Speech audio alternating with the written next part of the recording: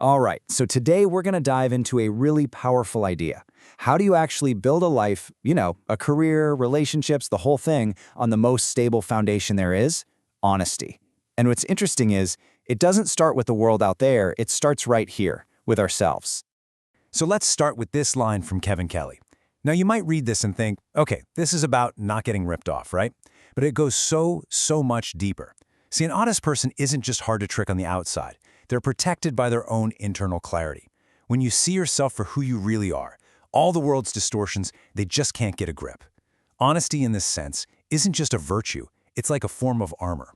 And then you've got the physicist Richard Feynman, who takes this idea and, well, he basically points the finger right back at us. He says the real challenge isn't out there. It's the cozy story we tell ourselves, the convenient explanation we grab for. The biggest obstacle we face by far is our own amazing ability to deceive ourselves. And that gets us to the absolute core of this whole thing. Honest self-knowledge isn't just a nice-to-have virtue. No, it's the fundamental starting point. It's the bedrock. It's the solid ground that everything else, our strategy, our relationships, our daily actions, has to be built on. Before you can build a house, you got to know what kind of ground you're on, right? Well, for most of us, that ground is kind of tilted by what you could call the gravity of self-deception. It's this constant, subtle pull towards the flattering story, towards using an old map, even when the world has totally changed. Just pushing back against that gravity, that's the first real work we have to do. Okay, so once we've got that solid, honest foundation, we can start building. And the very first pillar we're going to construct is a clear and effective strategy. And this isn't just for business. This is for our lives. Seth Godin says, strategy is just a plan to create change. But think about it. How can you possibly create a good plan for the real world if you're not being honest about your starting point? It's like this slide says, you end up playing a different game from the one actually being played. It's not just that your map is bad, you're on a completely different game board than everybody else. And this right here, this just nails a super common way we fool ourselves. We get so busy, we trade our time for a paycheck, but we almost never stop to ask, hey, does this trade actually line up with my own goals? We end up just helping someone else's strategy succeed, all because we haven't been honest enough to define our own. And then the management guru Peter Drucker comes along and just gives us this huge dose of reality. He forces us to look outside. So on the left, you've got the inside view. We get obsessed with our costs, our existing customers, the data we already have. But Drucker says, nope. The real action, the real results, they come from the outside. From non-customers, from new tech, the biggest changes always come from beyond our own comfortable walls.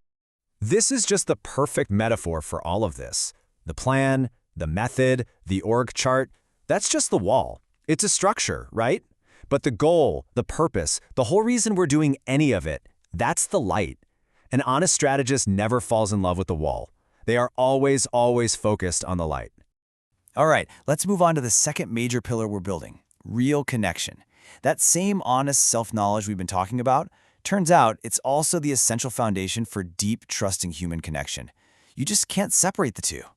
And look, this isn't just some fluffy, feel-good idea. It's a structural fact. Trust is the load-bearing element. It's what holds everything up. And you just can't build trust with other people if you're putting on a performance for them or hiding behind some kind of mask. Real connection, it demands that who we actually are on the inside matches what we show to the world. I love this Spanish proverb because it totally flips the script on what we think connection is all about. So often, we think we need to impress people or win the argument. But real connection, that's built through presence and kindness. What people really, truly need is to feel heard, not to be outsmarted. So this slide kind of lays out the playbook for how you actually earn that influence, that real authority. It's not about being the loudest person in the room. It's about starting from a place of virtue, making a conscious choice to listen way more than you talk, and this is the hard one, prioritizing the relationship over winning the argument. Okay, this all sounds great in theory, right? But how do you actually do it? How do you make it real? Well, that's our third pillar, daily action. This is where we connect all these big ideas to the ground through our everyday habits. This is where the whole thing gets built, brick by brick. You know this old saying, it's so simple, but it hits on such a deep truth. Clarity comes from simplicity. Having more data, more options, more goals, it doesn't always make us clearer. A lot of the time, it just creates confusion. Like the saying goes, the person with one watch knows exactly what time it is. This next quote is so powerful. It comes from a reflection by Ryan Holiday on the historian Taylor Branch, who spent decades writing this massive historical work, and his son basically grew up alongside the project. The lesson is that our work is never, ever a solo journey. Our families are right there in it with us. And when you acknowledge that, well, the successes are sweeter and the sacrifices make more sense, because like the quote says, you've done them together. And here's the secret engine that makes all of this work. You don't always need some huge, life-changing plan. Sometimes you just need to start paying honest attention. The very act of observing our own actions starts to change them. Self-knowledge isn't passive. It's a form of action all by itself. Okay, so let's zoom out now. Let's step back and look at the whole thing, the complete structure, the architecture of a life that's built on this honest foundation. You can see it right here, everything. Everything rests on that one central practice. The way we strategize, the way we connect with people, and the way we act every single day. All three of these pillars are held up by and also feed back into that one foundation, seeing yourself clearly, without the deception. So what does this person look like? Who do we become when we build this way? Well, there's someone who isn't easily cheated or exhausted or hollowed out because what they're building is real and it's coherent. They know what time it is. They look outward. They listen.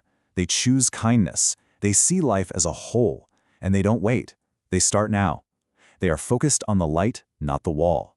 And when it comes down to it, this whole thing, this entire architecture, it really boils down to one simple question about how we show up in the world. Are we a fountain, giving and contributing? Or are we a drain, just taking? It's a really simple question, but the implications are profound. And that's what I want to leave you with, a question to really think about. What's one fixed idea, one comfortable habit, or one well-worn strategy in your own life that might actually be the wall that's blocking you from what truly matters, from the light?